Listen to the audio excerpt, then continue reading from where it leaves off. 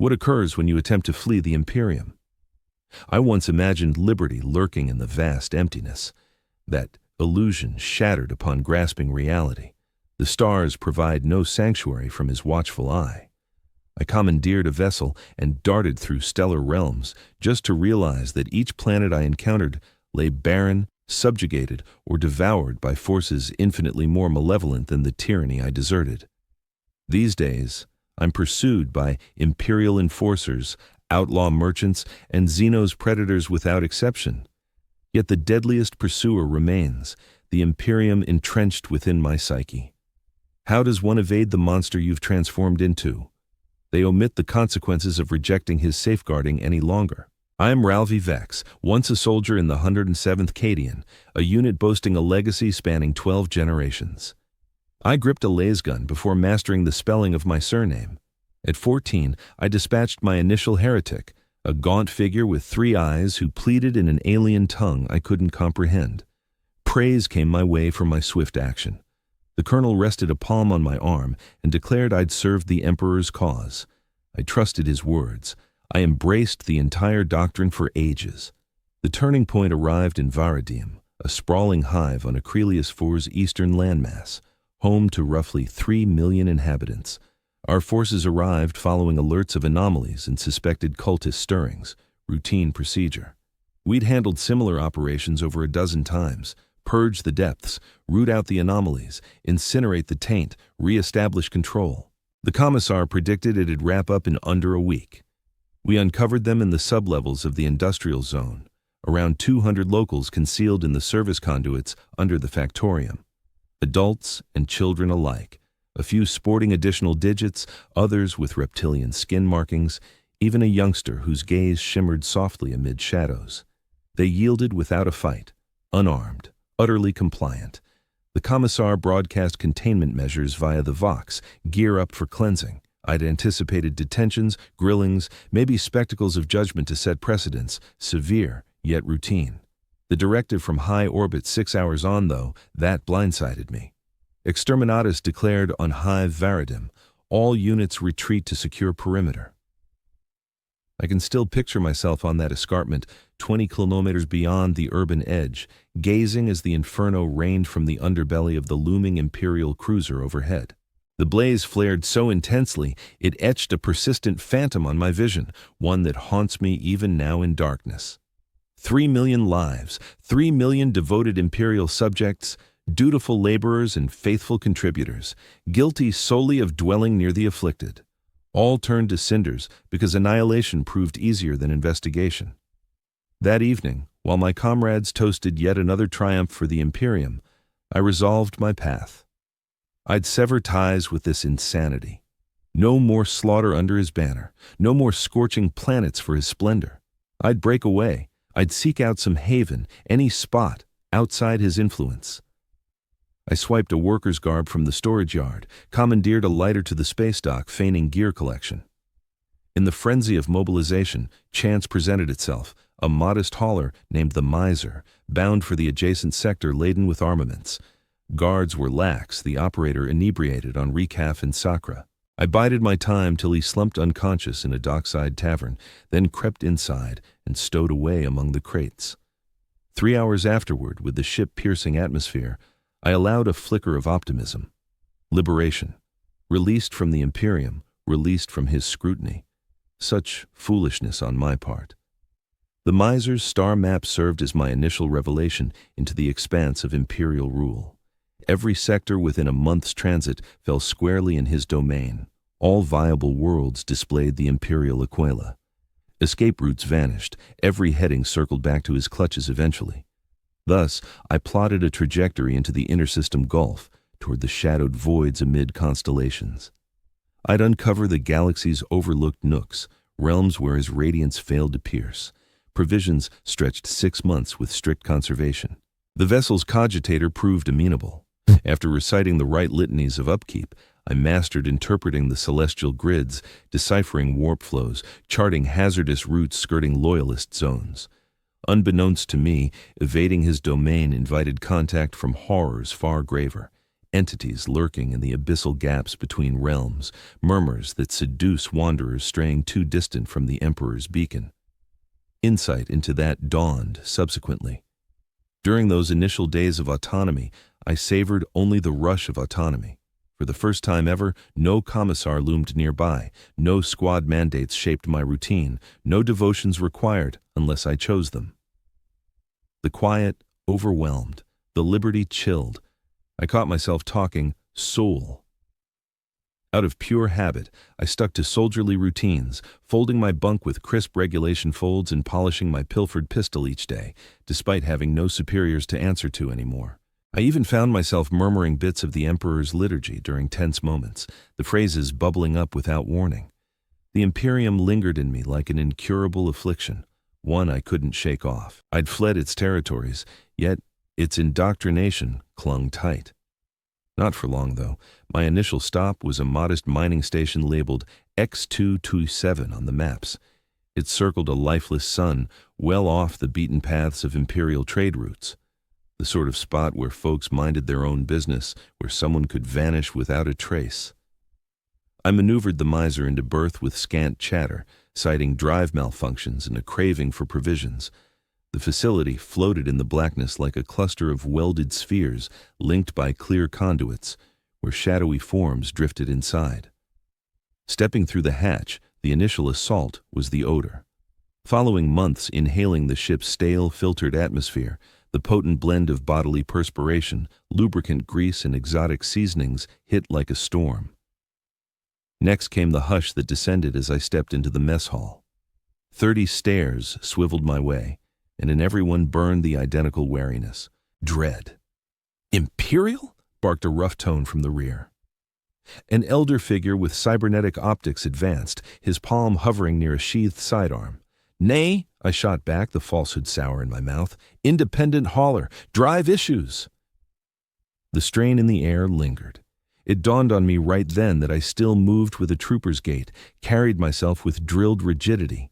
The Imperium had branded me as indelibly as any insignia. Quote 3. The guy warned. Quote from 4, quote fia, I countered. Quote 6. I dangled a sack of throne gelt, the realm's standard coinage, yet another blunder. Their gazes locked on the gleaming discs etched with his likeness, and I watched resolve steal in their faces. "No imperial money," the man declared. "It invites the sort of scrutiny we dodge. Got alternative barter?" I had zilch. All my belongings were looted from the Emperor's domain. Surrender seemed imminent when a voice cut in from the side. Quote 9. She stood lanky, her complexion like polished bronze, her gaze catching the glow in an odd manner. I'd discover soon enough she was voidborn, raised sans a world's pull. Lysandra was her name, employed as a pilot and tinkerer. Quote 10. The veteran queried, eyes narrowed. Quote 11. She answered with a casual lift of her shoulders. Quote 12. Thus kicked off my earliest fragile partnership after going AWOL. Lysandra guided me via the labyrinthine passages of the station to her cluttered bay, a jumble of repurposed tech and sketched celestial maps. She skipped prying into my flight reasons. No point. Quote 13. She remarked while scrutinizing the miser's drive blueprints. The Imperium tops the list for most, a few from uglier pursuits. Exist spots utterly outside his grasp? I ventured. She chuckled, a grating bark devoid of mirth. You're green as they come, huh? Listen, fresh recruit, no corner of the galaxy the Imperium skips if it deems you a prize, but spots abound where they've slacked on the search, where grabbing hold costs more than it's worth. Point me that way, I urged. Lysandra studied me through those eerie mirroring orbs. Such zones harbor fiercer threats, stuff the Imperium shields you from, like it or lump it. I dismissed it at the time. Lessons would follow. One cluster, she conceded at last, sketching a route across her stellar parchment, roughly 3 weeks' haul from this rock, trailing the halo star's edge, no formal title, merely a code from ancient logs, CX9173. Trio of worlds around a G-type sun, the central one's possibly livable. 0 Imperial signs logged in 400 years minimum. Why pass it up, I pressed, if it's viable? Proximity to the veiled zone, she explained, as if obvious. Spotting my confusion, she exhaled. Veil nebula, weird warp flows, vessels vanish, usual doctrine, skirt it unless desperate. It rang ideal, a sector the Imperium shunned on purpose, a haven to slip his eternal watch. Fix the vessel for that trek, I inquired. Possible, she affirmed, but not happening. That run demands superior guidance than your hijacked hauler offers. I tensed. Never claimed it was hijacked. Lysandra grinned, flashing filed sharp incisors. No need. You reek of runaway. The posture, the door scans, the buzzcut sprouting wild, the effef. Imagine you're at the helm of a cargo hauler loaded with armaments, clueless about the intricacies of its faster-than-light drive. I went for my pistol, yet her arm lashed out at superhuman velocity, seizing my arm. Quote, 32, she declared, her hold crushing. Quote, three. But if you're aiming to make it to CX-9173 in one piece, you'll require a superior vessel and a more skilled navigator. Quote, 34. I inquired. Quote, 35. She confirmed with a nod. Quote, 36. The deal sounded suspiciously ideal, and naturally, it was. Yet need turns prudent folks into idiots. I accepted her conditions. Over the next 3 days, we shifted vital gear and parts from the Misery to her craft, a streamlined craft dubbed the Vesper Wind. It was more compact than my hauler, yet quicker thanks to alterations I couldn't identify. Much later, I'd discovered that certain upgrades stemmed from Xenos designs, blasphemous tech that could have gotten us both torched if Imperial authorities had caught wind in their territory. By that point, though, we'd slipped well past the grasp of Empire sentries, trailing the shadowy flows amid the constellations toward what I hoped was my escape. Reaching CX-9173 marked my initial taste of genuine interstellar passage aboard Empire vessels. Ordinary hands seldom caught sight of the shift into hyperspace. We stayed confined to bunks, instructed to recite devotions and bide our time till arrival. Aboard the Vesper Wind, however, I peered out the observation port as existence ripped apart right before me, the surreal hues of the Imperium flooding into the void like glowing ichor. Quote 37. Lysandra cautioned while steering us through the rift. Quote 38. I figured it was just poetic until I picked up the murmurs, subtle echoes brushing the fringes of perception, uttering phrases that rang vaguely recognizable yet warped, offering temptations I'd scarcely acknowledged to myself. I snapped my eyes from the port, icy perspiration forming on my brow. You're sensing them, Lysandra noted, not a query. What exactly are they? I pressed. Entities dwelling in the gaps between realities, she answered, focused on her panel. The very forces your Imperium scorches whole worlds to suppress. For the first instant since Varadim, a spark of uncertainty stirred in me. Suppose the Empire's ruthlessness served a real aim. Suppose the terrors I'd helped unleash were vital to fend off even graver evils? No, I refused to entertain that notion. Embracing it would excuse every atrocity done in his honor, each blameless soul incinerated, each existence offered up on the pyre of his alleged safeguard. The murmurs intensified as we ventured further into the fringes of the outer rim. Lysandra held our trajectory with strained focus, now and then tweaking based on data I couldn't decipher. At one point, she commanded a full blackout of auxiliary functions and total quiet for almost 6 hours. We floated through a stretch of cosmos that looked barren to me, but clearly unnerved her. Quote 43. I wondered once she permitted reactivation.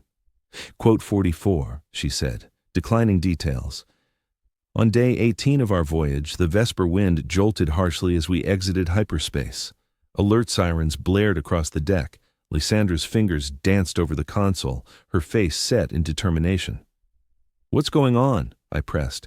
The flow's acting up, she explained. Hyperspace is erratic in this sector, not matching the maps. The port now revealed ordinary void, a golden sun gleaming afar.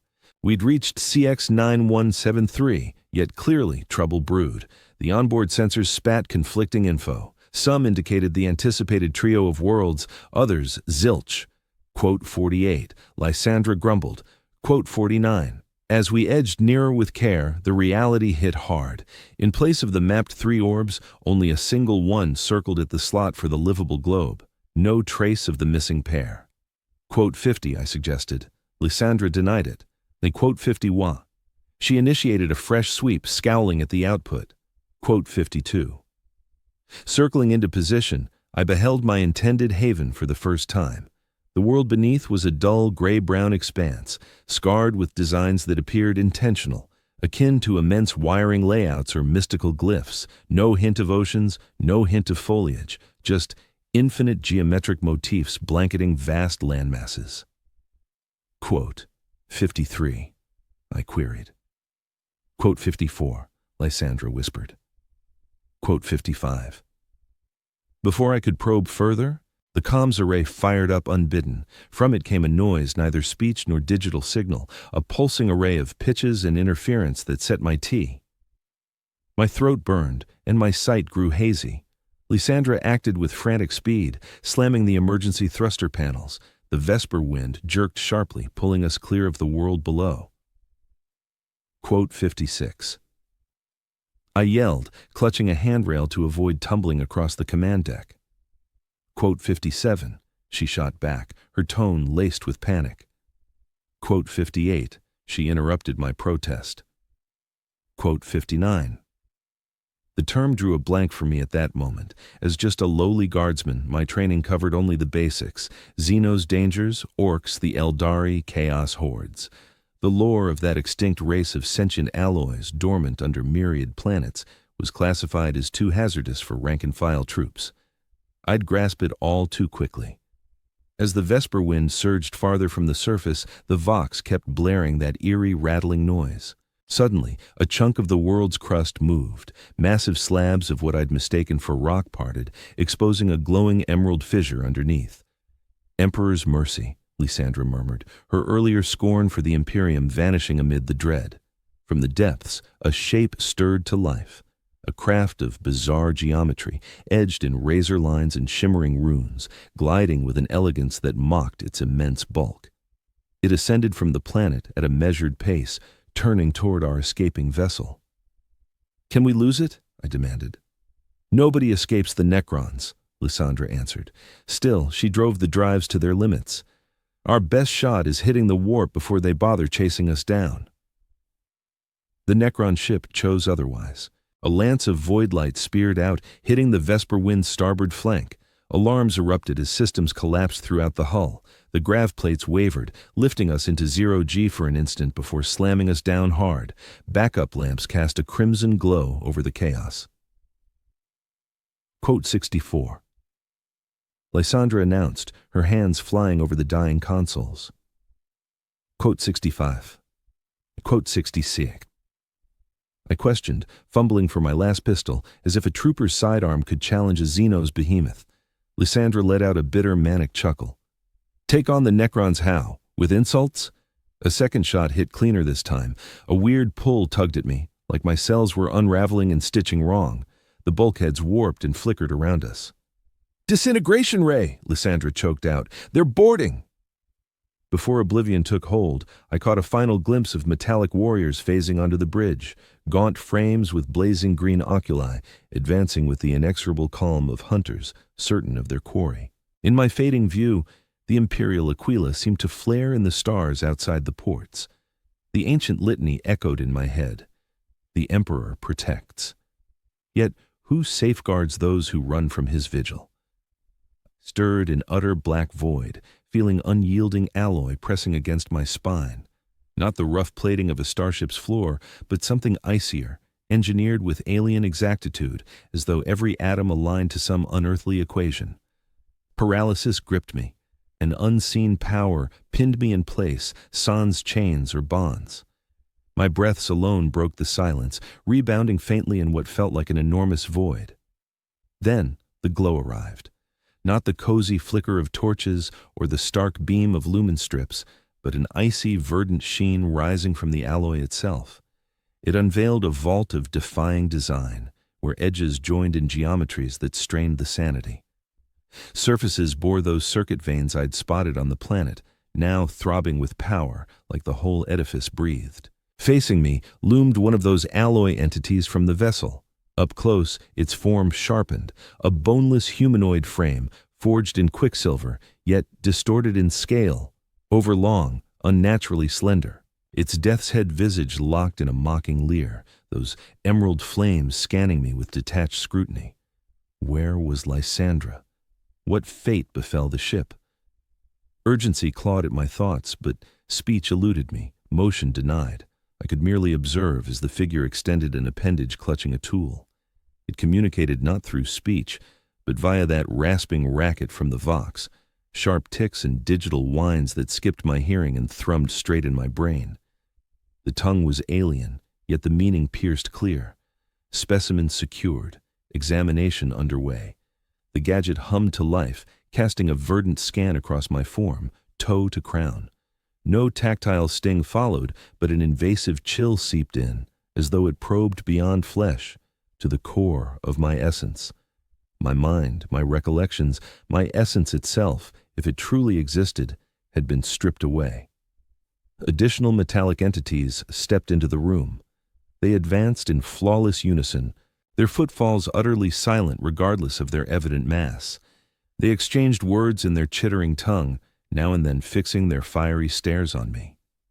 Then, to my dread, they started to transform. Their alloy frames shifted like molten material, reshaping into fresh configurations, and the forms they selected mimicked humanity, though imperfectly. Something was still profoundly off about their builds, their motions, yet they crafted rough semblances of human shapes. One even sculpted its visage into a hideous mockery of my own features. They were evolving, adjusting, drawing from me as their model. The one bearing my likeness drew near, its gait a jerky parody of human stride. It extended digits that were overly elongated and unnaturally segmented, brushing my face with an icy chill that seared. Guardsman Ralva Vex, it intoned in a tone that echoed mine, but stripped bare of any warmth or soul. Deserter. Betrayer of your Imperium. They had seized my past, my expertise, my very self. You crave freedom, the creature pressed on. Freedom does not exist, merely change. It pivoted toward its allies and unleashed a burst of quick snaps. The rest replied similarly, their searing eyes fixed unwaveringly on me. Your organic shell is flawed, my mimic declared. We shall refine it. You shall aid the rising. Duty, eternal duty. I had abandoned the Imperium to avoid becoming mere machinery, just to fall into the grasp of entities far more otherworldly for identical ends. At a signal from the chief, the immobilizing force gripping me dissolved. I tumbled onto the steel ground. My arms and legs tingled, refusing to obey. Before I could even try to stir, bony appendages grabbed hold, hoisting me with the ease of lifting an infant. They bore me further into their bizarre edifice, along passages that twisted back on themselves, beyond halls where fellow alloy beings toiled at incomprehensible labors. In certain areas, I caught sight of other living creatures, not solely humans, held in energy webs, their forms partly taken apart as the Necrons probed them with tireless intrigue. Among them was Lysandra. Her void-adapted body had evidently piqued their unique fascination. The Necrons had excised her arms and sections of her cranium, substituting their own mechanisms. Her peculiar luminous eyes had been removed and housed in a restraint sphere where they darted about following her dissector's actions. She remained aware. I grasped in revulsion, fully sentient amid her vivisection. Rage fueled a brief burst of vigor from me then, a fleeting fight against my bonds. It achieved nothing. The alloy grips merely clamped harder, poised to shatter my skeleton if I persisted. They delivered me to a vast hall centered on a dais of obsidian rock etched with pulsing emerald veins. Suspended overhead were devices of such extraterrestrial craft that my thoughts recoiled from their purpose. Implements of lethal edge, vessels brimming with churning alloy liquid, lattice formations that appeared to straddle realities. The Necron donning my countenance instructed the group to secure me upon the dais. the rock bit colder than frost, leaching warmth straight from my skin upon touch. Energy shackles coalesced, locking me down. "Your Imperium aimed to forge you as an instrument of war," my double proclaimed. "We shall finish the task, meat shall yield to necrodermis, awareness shall blend into the directive matrix, you shall achieve flawlessness." "I'd sooner perish," I rasped out, reclaiming my speech at last. The entity's expression warped in a gesture resembling a grin. "Perishing is an idea we outgrew millennia past. Transformation alone endures." It lifted its arm, and the overhead machinery whirred into motion. Razors of inconceivable keenness lowered toward my helpless body. I shut my eyes, bracing for torment beyond endurance. Abruptly, the hall quaked fiercely. A roar akin to a storm crashed through the framework. The Necrons swiveled together, their glowing sights aimed at the commotion's origin. Their chittering grew swift and insistent. My bindings held firm, yet the machinery pulled back a fraction. My double neared a bulkhead that morphed under its contact into a scrying window of sorts. Beyond, I beheld the void encircling their construct and the clear outlines of Imperial vessels. Not ordinary craft. The signature silhouette of an inquisitorial ebony hull flanked by support ships. They had located me. Be it by tracing the Vesper wind or sensing the rousing Necron crypt realm, the outcome matched. The Imperium had come. My double faced me once more. "Your Imperium arrives, not to claim you, but to challenge us." The perpetual conflict reignites. It signaled, and a pair of its fellows advanced to resume the ritual. But then the chamber shuddered under yet another blast, fiercer than the initial one. Lights stuttered erratically. For a split second, barely a heartbeat, the force fields binding me faltered. That was all I needed. Decades of battle-honed reflexes kicked in. I twisted off the dais, agony ripping through me as blood rushed back into my deadened arms and legs. I crashed down, crawling under the raised surface while the Necrons surged forward to seize me again. A bigger jolt hit next. Backup measures triggered across the facility. The pale green illumination wavered, shifting to a richer jade hue. The Necrons' focus split, part on me, part on the assault.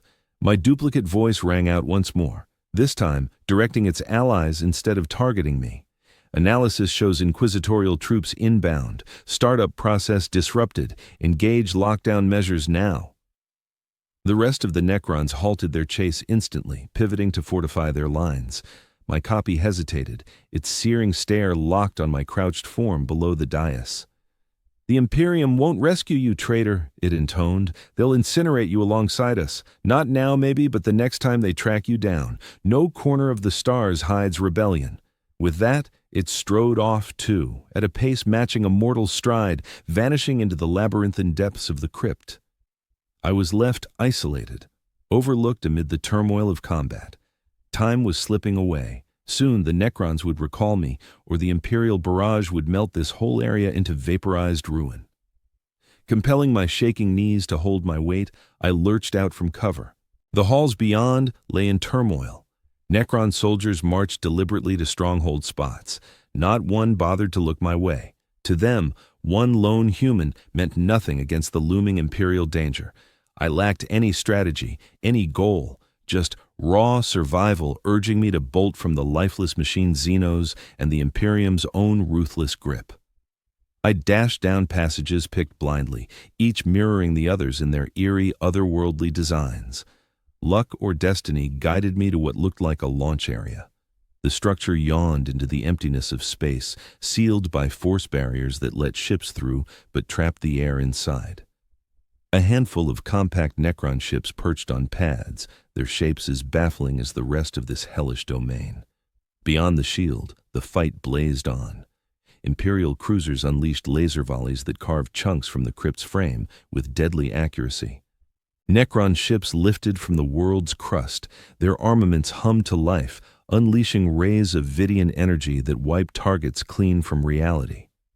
Neither faction gave a thought to a fleeing soldier like me. In their timeless feud, I registered as less than dust. One of the nearer Necron ships caught my eye, distinct from the cluster. It evoked a sickle moon, forged from the same animate alloy as its makers, big enough maybe for a squad of those bony fighters. No clear hatch showed, no panels or levers I could make sense of. Yet as I edged closer, frantic and wary, part of its shell reshaped itself. The material rippled fluidly, forming a gap sized perfectly for a person to slip through. It was beckoning me aboard. Every fiber of training, every shred of Imperial doctrine howled that this was the ultimate blasphemy. Stepping into Xenos machinery, letting it swallow me whole, this spelled the foulest taint imaginable. The crypt trembled from fresh detonations. Past the barrier, an Imperial frigate tore open under a hail of Necron shots. Its occupants vented into the vacuum in a wordless frozen end. Options had run out. Execution by Imperial purgers, dissection by Necron blades, annihilation in their endless grudge, or this faint shot at life from the foreign ship extending its welcome. I crossed the threshold. The gap merged shut after me, the alloy blending flawlessly like it had always been whole. Inside stretched a lone room, lit by that pervasive green radiance of Necron tech. Nothing resembling controls, no chairs or straps, just bare, shining surfaces. Quote 72. I muttered, then inhaled sharply as the deck rippled underfoot. The alloy surged up, building a pedestal that lifted me to the room's heart. Further reshaping followed, molding a sort of pod that cupped my frame halfway. The vessel understood my intent, or it might have just followed ingrained routines. Regardless, I sensed motion as it detached from its berth and glided to the shield, parting us from the stars. We slipped across the divide, then surged into open void, speeding from the crypt planet and its orbiting war. By some hidden method I couldn't grasp, the ship revealed the outside as though its skin turned clear inside, yet stayed impenetrable from afar. I observed the Imperial and Necron fleets shrinking in the distance astern. Neither side seemed to register or mind the exit of a single minor craft. The necropolis planet itself faded away, its crust now blazing with the emerald glow of reactivated Necron machinery. For the second occasion, I had slipped away, abandoning the Imperium I once pledged my loyalty to, and now evading the alien nightmare that had almost reshaped me into one of its own. Yet, on this escape, my getaway ship embodied pinnacle Necron engineering. I had merely swapped one form of taint for another, utterly clueless about piloting the device that bore me or its intended destination. As the Necron vessel whisked me from the fray, a faint shift registered in the surrounding compartment. The metallic frame cradling my form was merging. Slender strands of molten alloy started snaking over my arms and legs, gossamer threads weaving a lattice across my flesh. I strained to break free, but the frame gripped me firmly, not with agony, but an unyielding force. The threads pressed on, a few so fine they infiltrated under my epidermis without tearing it, a chill like frozen liquid coursing through my bloodstream. Quote 73. I choked out, grasping the truth far too slowly. This craft wasn't just a getaway tool, it formed a branch of Necron innovation meant to remake its passenger, every bit as inevitably as the device back in the necropolis. However, a key variance emerged. No torment accompanied the spread, no feeling of intrusion as the threads permeated my frame. Rather, an expanding perception bloomed as though fresh faculties stirred to life. I sensed the vessel encircling me, not as a distinct entity, but as a limb of my being. Its mechanisms, once baffling, now felt instinctive, its objective evident. This wasn't a battlecruiser or standard hauler. It functioned as a spore, an emissary dispatched by the rousing necropolis to collect data, scout viable spots for broader proliferation. Its directive, now mine too, involved venturing distant from the clash, monitoring, logging, and one day circling back with the intel. But the intellect steering it was supposed to be Necron, not mortal. My fleshly psyche formed a flawed interface for its operations. I might nudge our path, yet never master it completely. I could detect our environs via its detectors, though the data arrived in extraterrestrial formats that my mind labored to decode. We surged onward from CX-9173, tracing a vector plunging further into the zone, Lysandre dubbed the Veiled Nebula. The ship navigated warp flows that no Imperial guide would risk, zones where existence thinned out, where the divides across realms flickered. Terror should have gripped me. I ought to have resisted the fusion, battled to dictate our route. Instead, an odd serenity enveloped me. The remnant of me that lingered as Ralph Vex, as mortal, appeared to withdraw, watching remotely while a novel entity formed at the juncture of my thoughts and the ship's networks. Neither fully Necron nor human, something hybrid. Via the craft's detectors, I detected a tracker, not originating from the skirmish we left, where Imperium and Necrons clashed without pause. This came from elsewhere. A lithe ship of refined architecture gliding through emptiness with uncanny poise. Eldar, the timeless foes of both humanity and Necrons. A species as otherworldly as the mechanical tyrants, yet fleshly, attuned to the psyche and armed with tech that rendered even the formidable Imperium quaint. Their craft was compact, probably a reconnaissance unit. It tailed us deliberately, syncing our pace with seamless adaptability. Naturally, the Necron ship identified the danger, boosting speed toward the veiled nebula's core, where warp tempests barred normal passage. Yet, the Eldar bypassed standard routes. Their ships leaped across void like a pebble skimming a pond, materializing and vanishing in flares of iridescent radiance. They closed the gap. My splintered awareness weighed choices. The Necron vessel lacked battle prowess. Its role centered on surveillance, subversion. Versus an Eldar combatant, it had slim odds. Still, it possessed alternative safeguards. Sans any deliberate choice from me, the ship triggered defenses, its casing's alloy reshaped, birthing faceted formations that seized and warped illumination around us. From external views, we'd flicker and blur, our precise spot ambiguous. A basic echo of Necron phasing, I noted, not genuine translocation or realm jumping, but sufficient to baffle scanners and spawn decoys. The Eldar saw through it. Their chase persisted, albeit their advance tempered, grew wary. They launched no armaments, initiated no aggression past their dogged surveillance. Curiosity drove them, I comprehended.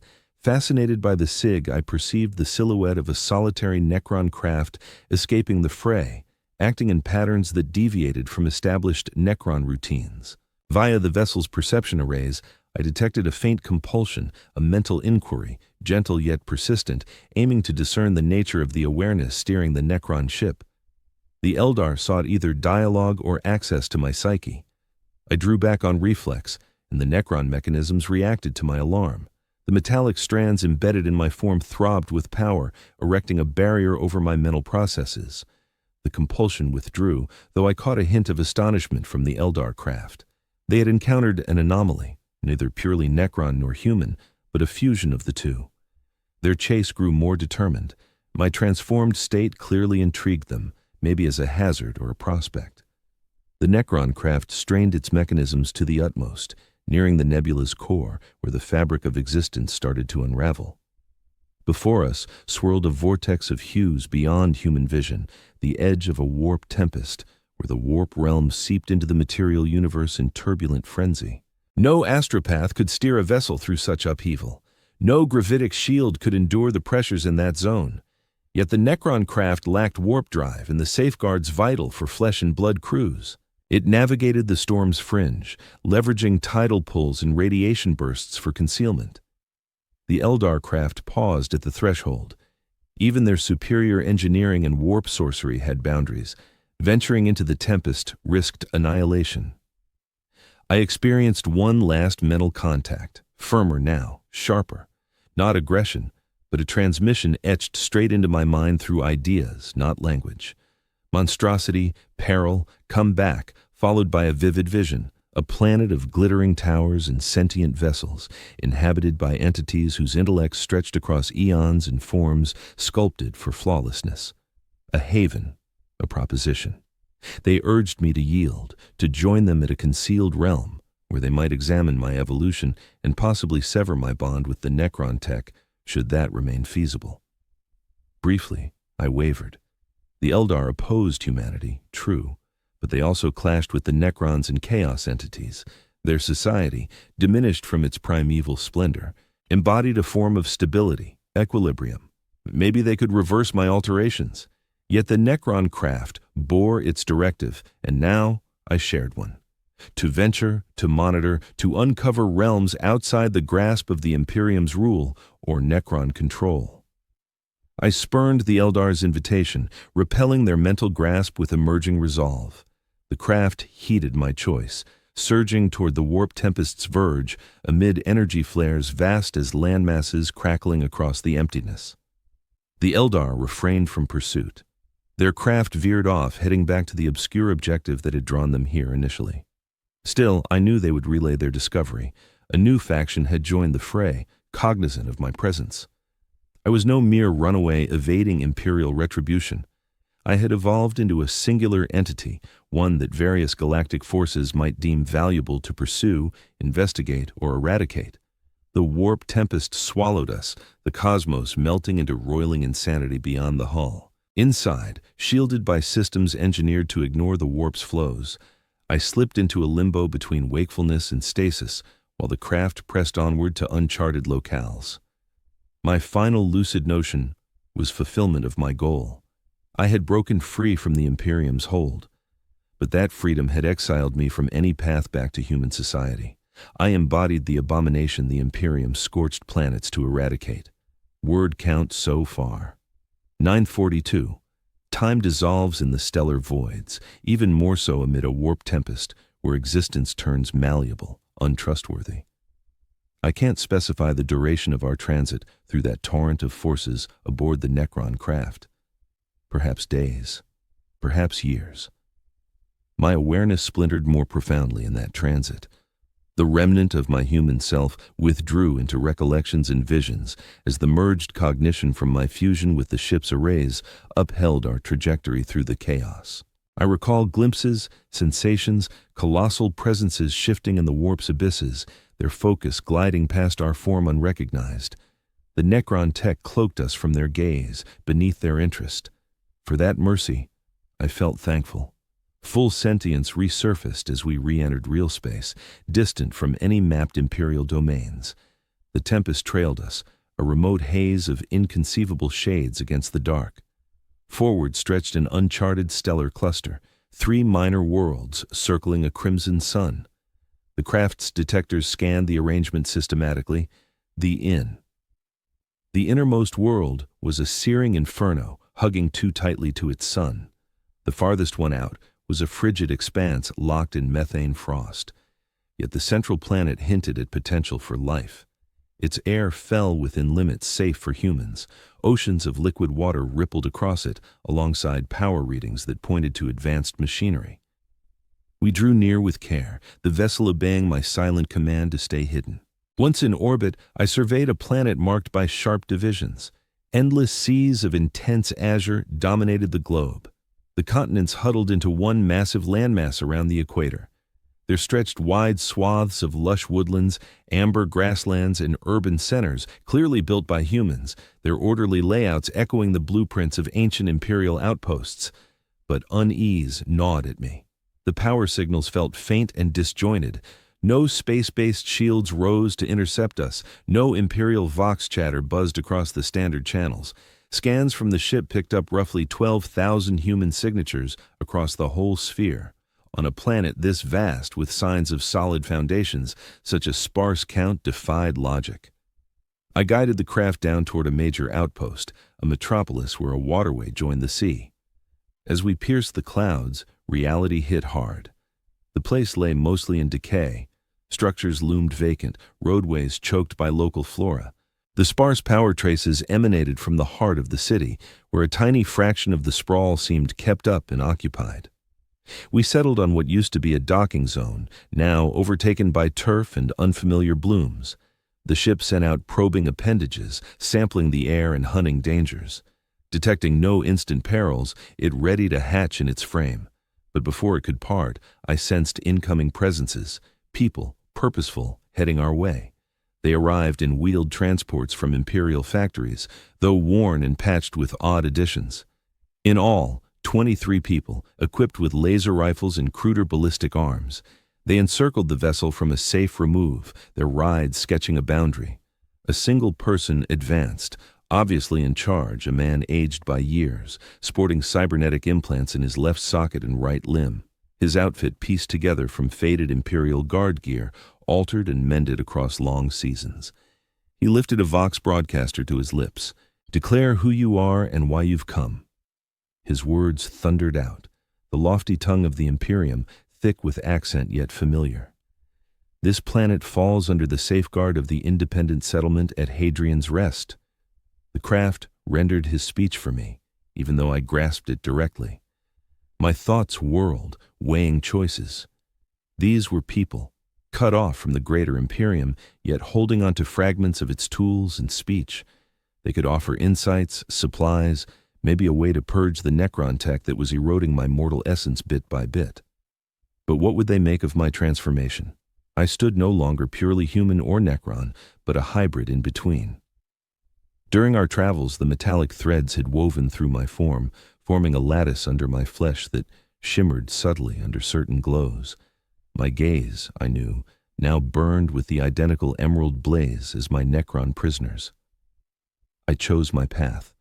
Insight outweighed the danger. I ordered the ship to reveal an exit. The alloy parted smoothly to form a doorway.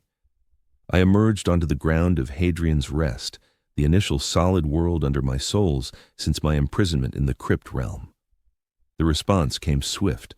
Guns lifted, cries of horror and revulsion erupted. The commander recoiled without thinking, his mechanical orb whirring as it recalibrated. "Quote 74, he whispered. "Quote 75. Quote 70C6. I replied, my tone alien to me after endless silence, having spoken solely via the ship's links. Once I served as a soldier in the Imperium's ranks. These days, I am altered. Quote 77. A voice from the edge snarled. Quote 78. Quote 79. I countered, palms out and stance calm. Quote 80. The commander eyed me closely, his fleshly orb squinted in doubt, the other still probing. Quote 81. Quote 82, I stated. Quote 82. A harsh chuckle broke from the marshal. Quote 84. I looked over the shattered skyline encircling us. Quote 85. Quote 80. He answered, tone like forged steel. Quote 87. Error, asset redistribution, tactical retreat. The terminology varied across the records you consulted, but the outcome remained unchanged. Resupply vessels ceased arriving. Astropathic signals fell silent. The administratum wiped us from their rosters entirely. The perimeter's inhabitants nodded solemnly. This was a tale familiar to them all, the core legend sustaining their secluded settlement. Most planets in the subsector perished swiftly. The marshal pressed on. Cut off from Imperial logistics and the Navy's shield, they fell victim to marauders, xenos, and horrors beyond. We endured due to our self-reliance, our remoteness from the warp conduits that funneled invaders, and because a few among us recalled life beyond the Imperium's grip. You rebuilt, I remarked, glancing once more at the preserved urban expanse on the horizon.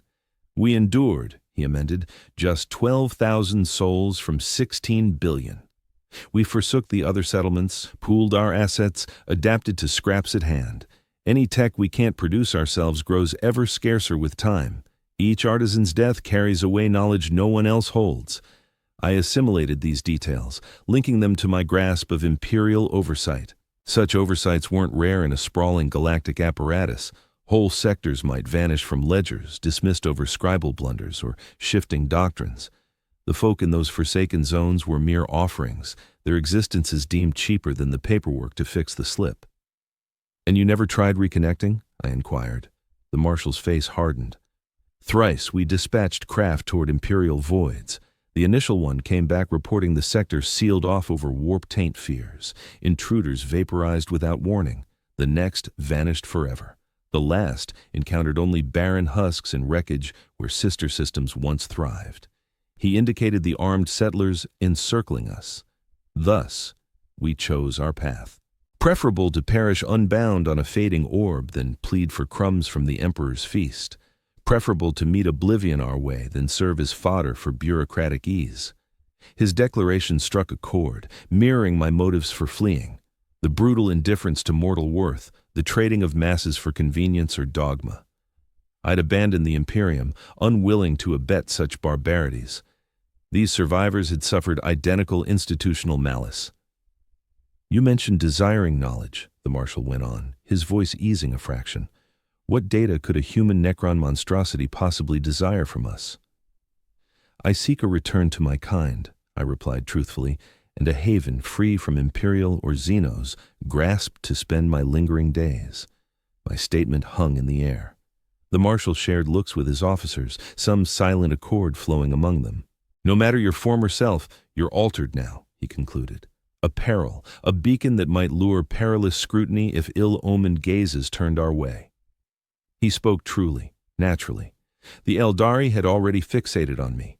Necrons would hunt to recapture their craft, and the Imperium would purge this globe if they learned of humans sheltering a Necron-infused human outlier. I'll depart soon, I vowed, solely to discern if I can sever this alien graft and chart my next refuge. Further glances rippled through the leaders. At last, the Marshal gave a curt nod. You'll stay confined under watch as we confer with our tech priest. If comprehension of your state exists, Magos Dawn would hold it. Yet heed this monstrosity. At the slightest hint of danger to our haven, we'll eradicate you however we must. I dipped my head, yielding to his stipulations. What options remained? This marked my initial human encounter post-defection. Likely my sole shot at reclaiming some shred of humanity. The Marshal issued commands, and 4 troopers advanced warily. Rifles fixed upon me. They guided me into the settled city core, while comrades secured the Necron craft's surroundings. I sensed the vessel still, its mechanisms linked faintly to my mind in standby. Yet I refrained from stirring any protocols, wiser to seem amenable, innocuous. Traversing the remnants of a once vibrant imperial metropolis, I witnessed the colony's fight to persist.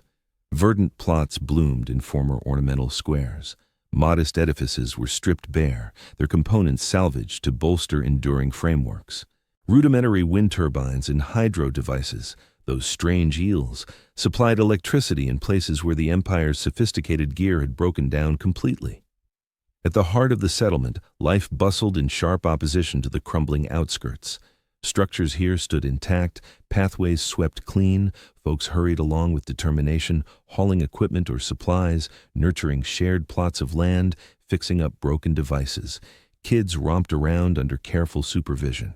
It formed a working community, yet one that obviously scraped by on scant supplies and stayed ever vigilant about its fragile spot in the world. They'd escorted me to a former office structure, now serving as the outpost's main hub for leadership. Within, the Marshal guided me along hallways lined with scrolls instead of digital tablets, crude hand-cranked machines subbing for elaborate computing setups. We went down to a basement floor, where I met the settlement's machine savant. Magos Dawn hardly matched the machine priests I'd encountered during my time in the Imperial Guard. His crimson garments hung tattered and mended repeatedly. His implants looked pieced together from scraps, fixed over and over. Just 3 mechanical tendrils sprouted from his spine, twitching unevenly to hint at persistent glitches. His features stayed largely organic, save for cybernetic eyes and chunks of his mandible swapped for metal. He glanced up from a table strewn with taken-apart parts as we stepped in, his enhanced gaze locking onto me with sharp focus. Quote, 88. He muttered softly, laying aside his instruments and edging closer. Quote 89. Quote 90, the Marshal stated. We quote 90 well. The Magos paced around me. His tendrils reached out to probe my body from afar, without contact. Necron fusion into living matter, unthinkable. The alloy ought to repel the biology, devour it. But they thrived together, in harmony instead of predation. He spoke to me outright. How did this happen? Which forge planet or twisted artisan forged this horror? It wasn't made by humans, I answered. The Necrons took me prisoner. Their craft merged with me as I hijacked it to break free. I never asked for this change. Intriguing, the Magos breathed, his curiosity plainly trumping any disgust. An unplanned bonding. The Necron systems likely shifted to safeguard your biological parts instead of overriding them. Maybe it saw the worth in humanity's adaptable thinking versus the Necron's stiff directives. He faced the Marshal. I need to examine this more closely. Under strict oversight, the potential insights into human biology and Necron engineering could reshape everything we know. The Marshal scowled. I didn't haul him in for your experiments, Magos. Tell me if he's a risk to the outpost. Every scrap of understanding justifies the danger, the machine priest responded on instinct, the ancient cult mechanicus creed shining through his years apart. But to your point, I sense no urgent peril. The Necron elements seem inactive, activating solely under his deliberate command. No signs of remote overrides or self-running processes that could hijack his mind. His judgment missed the mark a bit. The link to the vessel lingered, and some Necron routines had woven into my thoughts already. Still, I had no urge to set him straight. Safer to seem less fused, less otherworldly than the reality. Could it be undone? I wondered aloud. Is there a way to strip out the Necron tech without ending me? The Magos hesitated, his tendrils pulling back a touch as he pondered. Hard to say. The merging runs deep. Threads have woven into your nerves, your vital organs, even invaded your cells. Extraction might work with cutting-edge tools, but he waved at his ramshackle lab. We can hardly keep our own Imperial relics running. Nothing in this place matches the expertise needed for that kind of operation. Despair crept in, even though I'd braced for this verdict. If the full might of the Mechanicus would falter at it, what shot did this remote holdout have with its jury-rigged fixes? There could be one alternative, the Magos went on, dropping his tone. Whispers circulate about a forbidden tech bazaar on the fringes of the Halo Stars, a lawless hub where outlaw merchants, banished machine priests, and even alien dealers swap gadgets and expertise beyond the Emperor's reach. If any spot in this region holds the secrets or gear to handle your state, it'd be that place. The Marshal grunted in distaste. The Nexus. You'd point him toward that pit of apostates and Xeno sympathizers. I'm just sharing facts, the Magos answered evenly. What he makes of it is up to him, not our problem. I latched onto this fresh lead, this so-called Nexus. Where could I track it down? The Marshal and the Magos shared a look, some buried friction hanging in the air between them. The colony maintains minimum. I made initial contact with the Nexus out of sheer need. The Marshal eventually conceded that some parts we couldn't produce on our own had to be obtained via exchange. He offered navigational data, warning that the path was fraught with perils, warp tempests, marauders, and even graver threats. My ship is equipped to handle those risks, I assured him, drawing assurance from my bond with the Necron vessel systems. The Marshal's face grew stern. That's precisely the issue. You refer to that Xenos ship like it's part of your own body. How do we know you haven't been completely overtaken, that any trace of the human you say you are even lingers? It was a valid concern, one that echoed in my mind more often as the merging deepened. What was left of Ralvex? How much had become something foreign, something otherworldly? I can't demonstrate the remnants of my human side, I confessed. All I can do is follow what I hold to be just. I have no desire to damage your settlement. My goal is simply to reclaim my former self, if that's possible. Or to finish your evolution if it's not, the Magos interjected, his voice laced with scholarly interest rather than blame. I had nothing to say in response. The thought had crossed my mind amid the endless voyage through the warp chaos. If my human essence was lost for good, what would follow? Would I accept the icy eternal life of the Necrons, evolve into a fused being unprecedented across the stars, or seek an end to a life too repulsive to endure? I sense his motives are sincere, the MEO told the Marshal after observing my demeanor. The effective reactions stay distinctly human, even with the bodily alterations. I advise sharing the Nexus details. Let's send this enigma away from our domain, and let him pursue his own resolution. The Marshal pondered, his cybernetic eye whirring faintly as it scanned me. Fine, but not right away. You'll stay monitored for 3 days. If there's no aggression or effort to signal your ship during that period, we'll grant your request. I agreed with a simple incline of my head. 3 days paled against the odyssey I'd already endured, and it would allow time to explore the colony further, maybe uncover clues to guide me toward whatever the Nexus held. They assigned me a room in a converted storeroom, basic yet adequate. Sentries stood watch outside non-stop. The Magos stopped by often, his thirst for knowledge overriding any doctrinal qualms about my being. Through him, I gained deeper understanding of the outpost's past and its fragile status. The Imperium's influence isn't boundless, he explained during one checkup, but its grudges endure. Though they've forsaken this sector, Imperial ships sometimes traverse it, renegade merchants, survey flotillas, even an Inquisitor's craft once, but it left without engaging after probing the area. They aware of your presence? I inquired. Maybe. Or they just logged a minor human enclave of little tactical worth, not meriting the effort to fold it back into the Imperium. His mechadendrites prodded softly at the threads showing under my skin. The bureaucracy's math is ruthless. 12,000 lives hardly count amid the quadrillions in the Emperor's domain. Still, you uphold Imperial machinery and customs, I pointed out, despite the desertion. The Magos emitted a noise akin to laughter, metallic and grating. What other choice is there? Slide into primitive savagery, adopt Xenos tech and invite purges from Imperials, branding it as mechanical sin?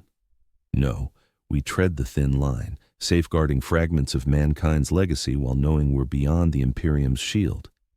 His strategy held a certain shrewdness, a practical shift to harsh realities that kept essentials intact while shedding the untenable.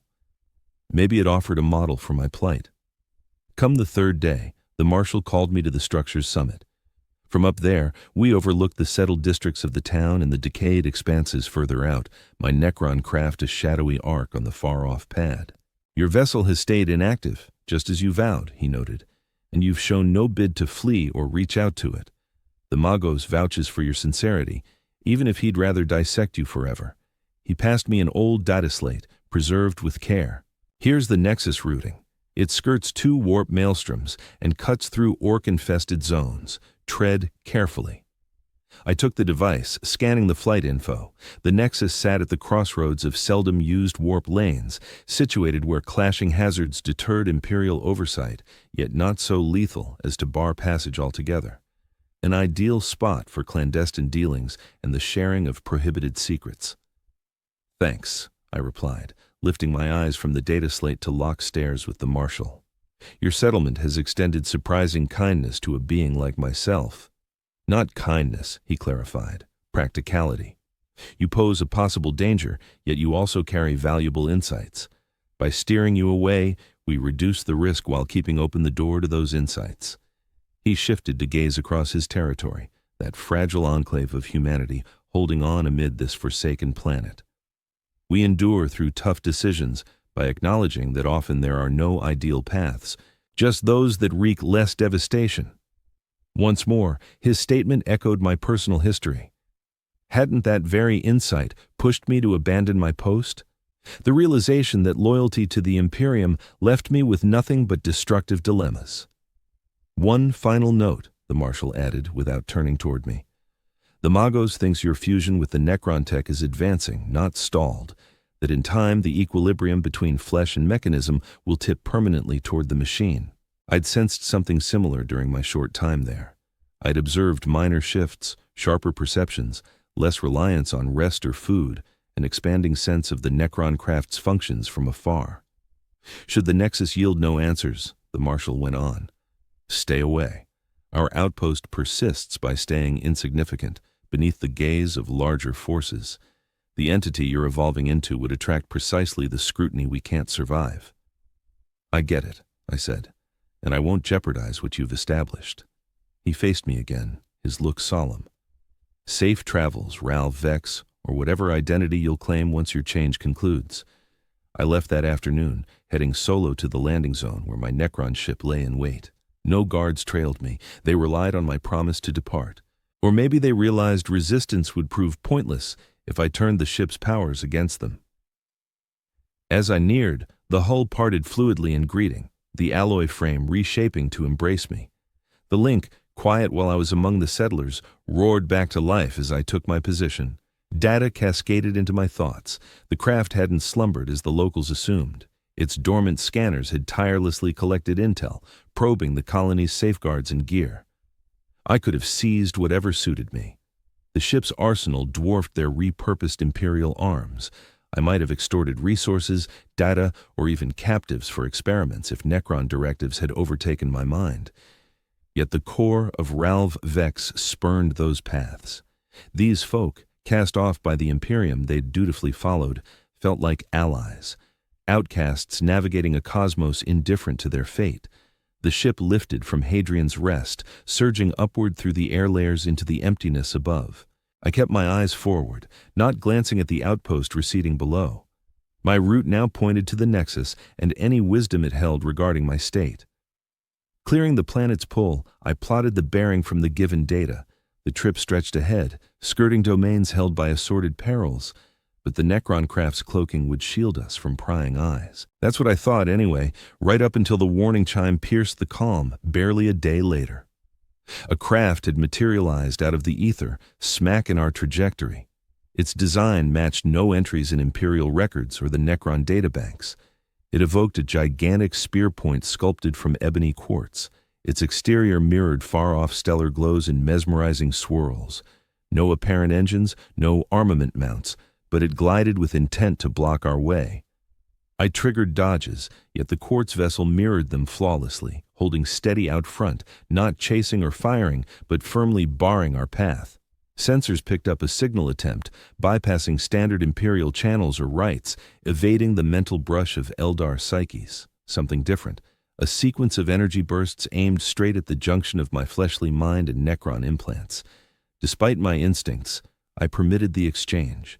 The ship rendered it into ideas I could grasp. Monstrosity, anomaly, merging of clashing destinies. The transmission carried a vibe of intrigue, a scholarly fascination akin to the Magos' own. Whatever piloted the quartz ship viewed me as a subject ripe for examination. I fired back with my notions, pursuing wisdom, chasing cure, hunting refuge. Silence followed, then fresh sensations streamed in. Timeless lineage, watchers of eras, gatherers' irregularities dotted the void. The crystalline vessel shifted its alignment, carving out a route while staying close by. Now serving as a companion instead of a barrier, steering us along rather than cutting us off. We desire insight into your essence. You desire insight into your plight. Our goals align. I paused, uncertain. My encounters since abandoning my post had instilled wariness toward the unfamiliar. The Necrons had almost reshaped me to match their form. The Eldar had aimed to seize me for their agendas. This fresh presence could harbor equally opportunistic motives. Still, what alternatives existed? The Nexus stood as my sole clue, my single chance at reclaiming my human ties. If these entities held awareness of it, they might smooth my path forward. I permitted the crystalline vessel to lead the way, staying alert to trigger the ship's protective systems if required. We journeyed side by side for what seemed like days, even as my grasp on time grew more erratic with the deepening fusion. At last, a fresh stellar cluster emerged in our path, not the Nexus coordinates relayed by the Marshal, but a wholly different location. A pair of stars encircled by an intricate web of constructed forms, bypassing natural worlds. Immense crystal dwellings, each distinct in architecture, connected through force barriers and gleaming pathways of unfiltered radiance. The crystalline vessel directed us to one of the modest outlying dwellings in the cluster's fringe. As we drew near, a landing port yawned wide, spacious enough for my craft, force shields akin to those I'd seen on the Necron tomb world, held in air while allowing entry. We touched down softly in a space that reshaped around us. As we stabilized, the gleaming surface molded into cradles tailored precisely to the Necron ship's contours. A flicker of familiarity washed over me. Yet again, I confronted the choice to leave my sanctuary and surrender to the whims of strangers. Yet again, the drive for discovery and possible redemption trumped prudence. At my order, the ship unsealed, and I ventured into the crystal domain. The air proved inhalable, carrying a peculiar sugary note that my augmented perception flagged as laced with subtle compounds absent from typical human-suitable settings. No instant danger, yet a clear signal that this realm ignored human biology. They awaited my arrival. 3 forms positioned at a courteous remove from the vessel, roughly humanoid in silhouette, but unmistakably alien. Their frames seemed forged from the identical crystal, as their craft and surroundings, partially see-through and bending light into intricate displays. No apparent faces, but I felt their intent gaze. Greetings, entity of union. One conveyed not through speech but via implanted ideas that my merged intellect could decipher. We are the crystal sages, watchers of cosmic eras. Such entities lay beyond my knowledge, absent from imperial doctrine or the scattered data gleaned from Necron systems. They dwelled apart from the galaxy's routine strife, beyond the perpetual clashes of living matter, disorder, and Necron lineages. What purpose do you have for me? I inquired. The query shaped itself in my thoughts and bridged to them wordlessly. You embody a rare fusion, the lead figure replied. Necron shift alloy woven with mortal awareness, two clashing developmental lines blending. No prior era has seen this. Prior era, the galaxy perishes and renews. A second crystal entity elaborated. Vital forms ascend, decline, evolve. Motifs recur with alterations. We watch, document, safeguard vital samples and wisdom through eras. The revelation stunned me. These entities asserted they had beheld countless phases of galactic societies, tracked the ascent and descent of races over spans that overshadowed even the venerable chronicles of Necrons or Eldar. You mentioned pursuing reversal, the third entity added. Restoration to mortal shape. This might prove unattainable. The merging advances to fulfillment. Before long, a fresh existence will arise, neither mortal nor Necron, but entirely novel. Might you assist me? I pressed, urgency tinging the relayed idea. Your advancements, your wisdom, surely surpass the Nexus's offerings. The crystal entities consulted swiftly, a flurry of energy flows I could vaguely detect yet not comprehend. We avoid direct meddling, the lead figure eventually stated. Yet we acknowledge the worth of your singular union. We suggest a trade. Permit us to examine the merging mechanism. Let us document the birth of this fresh existence. In exchange, we offer wisdom. Possibilities. What sort of possibilities? 3 routes await you. The entity detailed. First, persistence in the ongoing merging. Birth of it stands as a distinctive fused life form, surpassing the boundaries of both human frailty and Necron constraints. Next comes the hastening complete metamorphosis, discarding the last vestiges of flesh, rising to an elevated state of Necron being while holding on to human mental frameworks. Finally, the parting, a grueling, incomplete, flawed reversion to a near-human state marked by lasting changes and a shortened existence.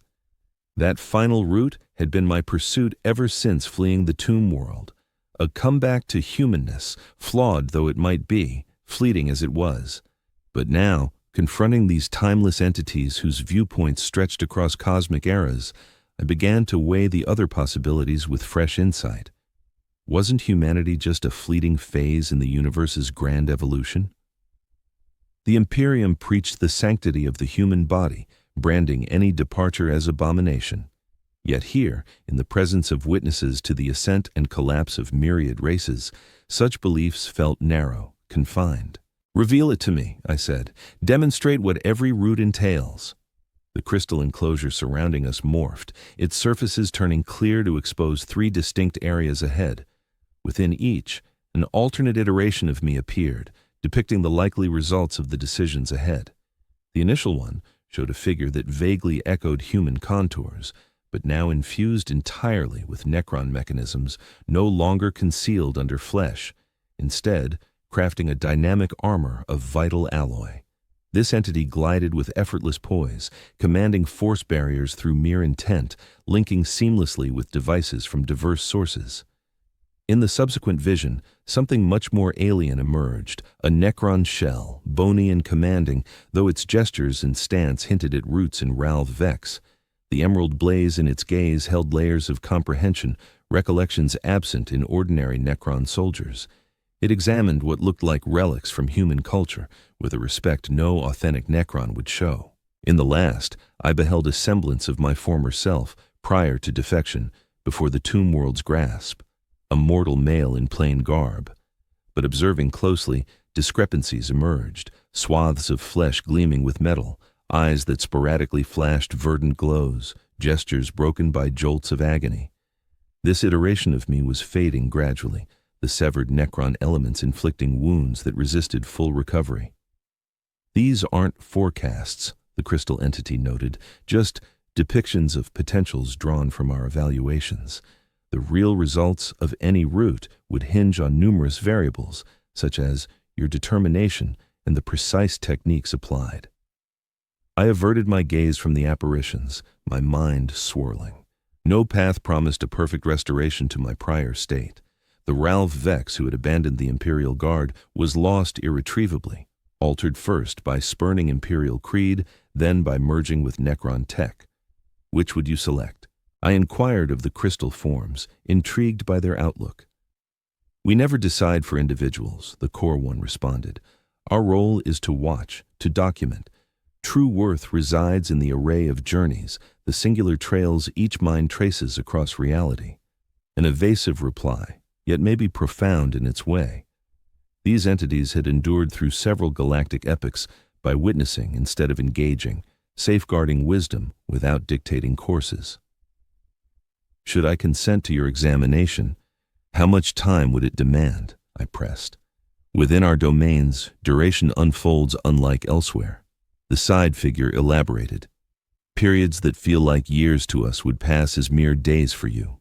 Upon finishing, we'd equip you to pursue your selected route and convey you to whatever locale you wish. A bountiful proposal, presuming their motives aligned with their words, though hard lessons had ingrained wariness in me. Should you refuse, we'd simply restore you to your prior trajectory. The main one added, or Tate, quote 95. I pondered deeply. The Nexus could provide answers, yet at a tech tier far inferior to these crystal sages. Their asserted vantage over galactic spans implied wisdom beyond any human or Necron scholar. Still, their aloofness disturbed me. Their stance as passive chroniclers of the galaxy's ceaseless wars and evolutions. What did such isolation from the flow of events imply? What insights did it yield, and what human essence did it erode? In that instant, a vital truth about my plight dawned on me. My deepest dread wasn't the bodily shift, nor the fusion with Necron elements, but the erosion of my human viewpoint, the ability to feel compassion, to weigh ethics, to affirm the worth of single souls against the universe's cold vastness. The Imperium had sought to erode that through propaganda, through the ruthless calculation that endorsed scorching entire planets to uphold stability. The Necron tech risked supplanting it with an icy eternity and the outlook of entities who had traded their essence for endless life. Which route would safeguard not only my mortal body, but also my mortal spirit? I agree to your proposal, I said to the crystal entities. Examine me. However, in exchange, I seek more than merely the expertise to enact these alternatives. I desire insight into the true essence of each one, not solely for my bodily state, but for my awareness, my spirit, assuming it truly exists. The primary form tilted its faceted skull in a motion that could signify deference, a prudent inquiry. Comprehension forms the bedrock of genuine decision-making. We shall impart our insights on awareness in its diverse manifestations, biological and beyond. The remainder lies with you to decide. Thus commenced my tenure amidst the crystal sages, an era that unfolded beyond conventional dimensions and chronology. They probed the fusion of Necron mechanisms with my organic structure, the evolving blended awareness that emerged. In response, I observed them and the immense archive of wisdom they had gathered over numerous eras of cosmic societies, as they described. I discovered races vanished eons prior to humanity's rise, innovations surpassing even the Necron's grasp, and intellectual doctrines that interpreted existence in manners unforeseen by any realm's thinkers. Above all, I delved into the nature of awareness. The crystal sages held archives of mental configurations from innumerable races and synthetic bases. They grasped how awareness adjusted to novel mediums, how recollection and individuality endured or evolved amid profound corporeal shifts. What you term your spirit, One sage clarified amid a procedure charting the link between my neural tissue and the necron threads, resides neither wholly in matter nor wholly detached from it. Rather, it constitutes a configuration, a dynamic, a persistent arrangement of data and encounters that fosters self-coherence. Can that configuration endure a total overhaul of the material vessel? I inquired. It may, the sage answered. Yet the configuration evolves in tandem with its fresh medium. An awareness relocated to a synthetic shell perceives existence differently. Its focuses realign, its senses transform. If this amounts to endurance or substitution, hinges on your notion of identity. Such contemplative exchanges persisted in parallel with the corporeal scrutiny. The sages proceeded meticulously, objectively, while courteous. They regarded me not as a monstrosity or mere sample, but as a singular awareness navigating a pivotal shift relevant to their research. As vowed, they ultimately furnished exhaustive details on every one of the 3 viable routes, the prerequisites, probable results, the profound ramifications of each selection. They proposed an additional avenue I hadn't contemplated, suspension in crystal stasis, unaltered pending a subsequent cosmic era that might yield superior remedies. I rejected that extra choice without delay. No matter my ultimate evolution, I would confront it alertly, not retreat into iced suspension as the cosmos waged its perpetual conflicts in my absence. The decision boiled down to a matter of essence. What constituted Ralv Vex, the mortal vessel into which I had entered the world, the recollections and trials that molded me, the very ability to select? Ultimately, I opted for an adapted form of the initial route, not comprehensive merging that would yield a fused being of balanced human and necron elements, but a regulated equilibrium. The necron tech would persist, its functions at my disposal, yet yielding to my mortal awareness. My outward appearance would stay predominantly human, albeit bearing evident alterations impossible to hide entirely. The procedure proved intricate.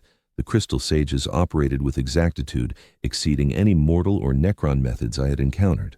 They refined the junction of living and artificial parts, set limits on the merging, devised protections against unintended further evolution. Upon completion, I faced them transformed yet recognizable to my core. My flesh displayed silvery etchings where the necron strands neared the exterior. My gaze still sparked with emerald glow upon invoking specific functions, yet I sensed my humanity in the vital aspects, my sentiments, my empathy, my bond to my history. The fusion has been secured, the lead sage announced.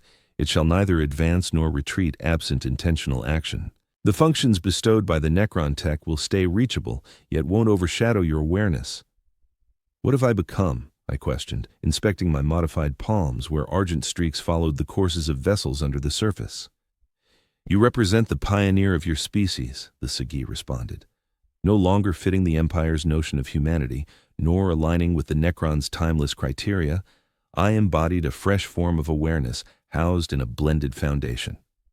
From here on, your path hinges on the decisions you make, rather than your makeup. They handed me a compact crystal, a tool for reaching out if the need arose. True to their promise, they proposed ferrying me anywhere across their vast network. Returning to the Nexus as I'd first intended felt pointless now. The insights I'd pursued were already mine, courtesy of the crystalline Margie. Deciding on an alternative proved trickier. Imperial territory was off limits. Though my state was steady, I was still branded a runaway, a blasphemer, a monstrosity in their eyes. The Inquisition would purge me on sight without a second thought, nor could I head back to Hadrian's Haven. The Marshal had spelled it out. I wasn't wanted there, and I refused to drag peril onto their secluded outpost. Quote 96. The Magi noted, picking up on my hesitation. Not exact matches, but kindred entities dwelling in the gaps between rigid classifications. Outcasts who've carved out niches away from the galaxy's dominant forces. How might I locate them? I inquired. At reality's edges, replied the enigmatic voice. Where the physical realm brushes against alternate planes, zones shunned by both the Imperium and Xenos might due to treacherous navigation or warp distortions. spots where the laws of being bend more readily. It offered guidance, not a pinpoint spot. Yet that sufficed. I expressed gratitude to the crystalline magi for their aid and readied myself to leave aboard the Necron craft, which now felt as integral to me as my very bones. As I prepared to go, the core magi shared one last insight. Your odyssey started as a bid to flee man's Imperium. But in every place you ventured, you encountered varied flavors of dominion, fresh calls for obedience, the Necrons, the Eldar, even our kind. With our bargain of lore for examination, I agreed, seeing the wisdom in it. Maybe genuine freedom isn't about putting miles between you and the Imperium, the Magi went on, but about rising above the dualities it enforces. The notion that existence splits into human versus xenos, faithful versus traitorous, untainted versus defiled. You stand as vivid evidence that those divides fall short. Pondering those remarks, I left the crystalline domain, my ship bearing me once more into the interstellar emptiness. This time, though, it obeyed my intent with flawless synchronicity. Our bond was secure and balanced. I wasn't its ruler or captive, but its prolongation, and it mine. I aimed toward the areas the Magi had outlined, the fringes where the fabric of reality thinned, no longer fueled by the frantic urge to evade the Imperium that had spurred me at first, but driven by intrigue over what forms of being could thrive outside the frameworks and rivalries shaping the familiar stars. The Imperium would wage its perpetual battles. More Necrons would awaken from burial planets. Chaos would twist souls. Orcs would rampage. Eldar would scheme. The mighty factions would enact their timeless feuds over endless spheres. But I'd forge my own route. Neither human nor Xenos, neither devoted nor rebellious, neither pristine nor tainted. Something novel, something interstitial. What unfolds when you strive to break free from the Imperium? You learn that real liberation demands more than mere separation in space. It calls for surpassing the very divisions through which the Imperium frames the cosmos. I am Ralve Vex. I am another thing. I am evolving. And the stellar gulf holds room for yet one more seeker chasing personal revelation.